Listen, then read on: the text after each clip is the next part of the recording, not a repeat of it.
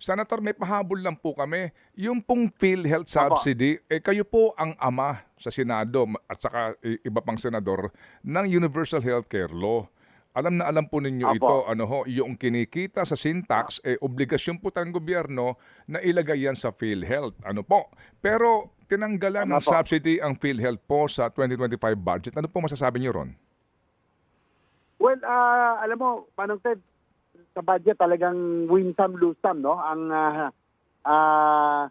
akin pong dinefend this time, yung DOTR, ang nailaban naman po natin, maibalik sa program funds yung mga foreign assisted projects, yung mga priority program na dati po ay nilagay sa program. Kaya lang po, kaya nga sabi ko, Winsam, ito, natuwa po ako, kaya lang, marami po ang nakat, no, in the process. Isa na nga po itong subsidy sa PhilHealth na, of course, hindi po ako, Manong Ted, hindi naman ibig sabihin masaya ka doon sa budget, no, sa lahat, no.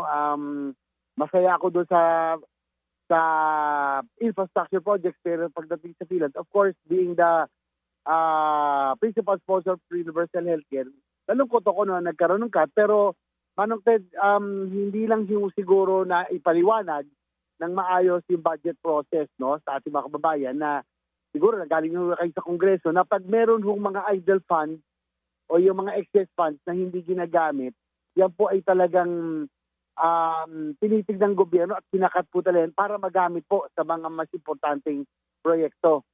At this time, ang paliwanag ho ng ating Committee on Finance at ng Appropriations ng BICAM ay ang PhilHealth may 500 billion na reserve fund. Tapos humihingi pa ho sila ng, meron ng subsidy.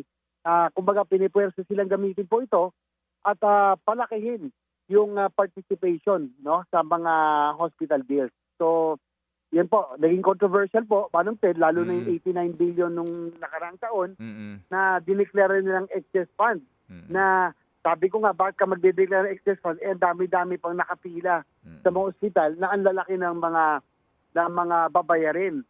So, siguro yun ang naging dahilan, naging controversial. Ang nagkulang talaga rito, Manong Ted, tingin ko, yung PhilHealth.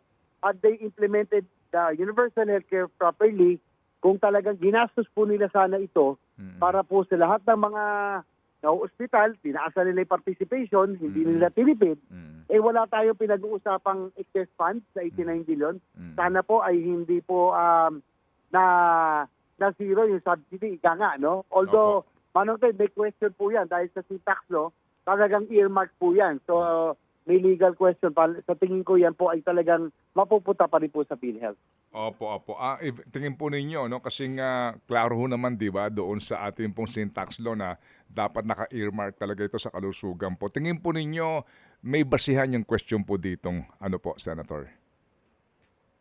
Opo, naka-earmark po rin. Base sa Syntax law, kailangan ho talaga mapunta sa PhilHealth.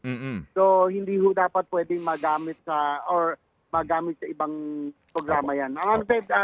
Magpapatawag din po ako ng Oversight Committee on the Implementation of the Universal Healthcare Law, siguro bandang Pebrero, para batignan. 5th year na ho tayo ng implementation. Bakit ho yung hindi pa rin nararamdaman ika nga. Although naka-improve naman, no? Yung out-of-pocket expense bumaba ng bahagya, pero yung PhilHealth, kasi Manong Ted, halimbawa 1 million ang billing ng isang pasyente. Pag matindi po ang sakit, minsan sinasagot ang PhilHealth nasa 15,000 lamang, 12,000.